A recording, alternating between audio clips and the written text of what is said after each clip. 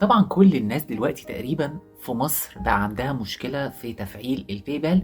وكنا في الفترة الأخيرة اتكلمنا إن بطاقة ايزي باي هي حاليا الوحيدة بعد وقف البطاقات هي اللي شغالة دولي، لأنها بتديك ليميت دولي 150 جنيه، وبالتالي كده تقدر تعمل معاملة الربط والتأكيد اللي بتتكلف دولار ويورو ونص. لكن بطاقات البريد الكلاسيك أو فيزا يلا باي أو بطاقات عموما الخصم المباشر في وقت تصوير الفيديو مش شغالة، الله أعلم هترجع قدام ولا لأ. بعد كده بقى الباي بال نزل تحديث ممتاز جدا، واللي هيغنيك بقى عن البطاقات المصرية اللي هي بعملة الجنيه المصري. وركز معايا في عملة الجنيه المصري دي، سواء بقى هترجع معاك ولا مش هترجع. الباي بال قالك في الفترة الأخيرة في مصريين كتير بيستخدموا الحسابات دي، فأنا هريحهم، وبدل ما تربطه ببطاقة التعامل الدولي واقف، أنا هخليك تربطه بحساب بنكي. انتوا عارفين ان الباي بال شرط الربط يا اما بفيزا عاديه من اي دوله يا اما حساب بنكي امريكي.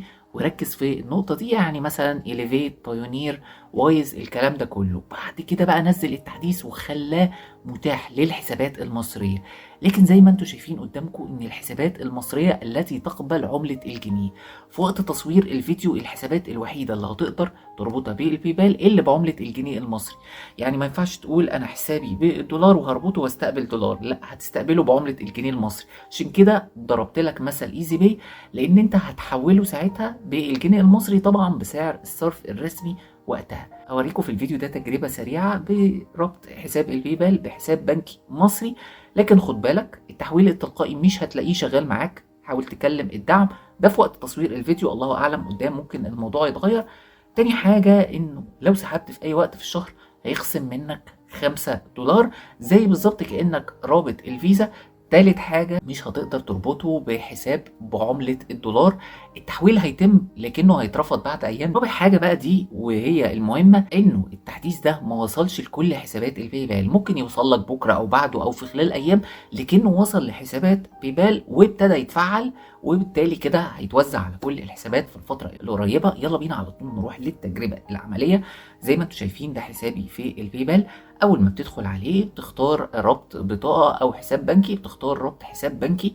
زي ما انتم شايفين شكل القائمة اتغير وبقيت تقدر تربط حساب بنكي مصري. بيطلب منك هنا الايبان، هحط الايبان على طول عرف الحساب البنكي ده تبع بنك ايه. طبعا اسمي هيبقى موضح تحت وكل البيانات، وبعد كده بختار ربط على طول. في ثواني بسيطة بقى بدون خصم وتأكيد والكلام ده قال لي تم ربط الحساب البنكي بنجاح، وبالتالي كده تقدر تسحب عليه بدون أي مشاكل. في الفترة الجاية إن شاء الله هبقى أوريكم تجربة حية للسحب، لكنها كده كده هتبقى شغالة طالما شروط منطبق عليك حسابك بالجنيه وكل شيء تمام.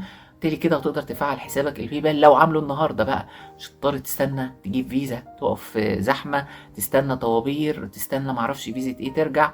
لكن هنرجع ونقول ان انت لو معاك فيزا كيو ام بي الدولاريه هي اللي هتعوضك عن كل الموضوع ده، لان انت ساعتها تربط الباي بال بفيزا دولاريه وتسحب دولار وتقدر تسحبه من شباك البنك. اما لو عايز حاجه تحول لك للجنيه المصري تسحبه من البنك بالفيزا بتاعتك، فدي طريقه هتبقى كويسه تعوضك عن بطاقات البريد المصري. شكرا جدا يا جماعه لحسن استماعكم، والسلام عليكم ورحمه الله وبركاته.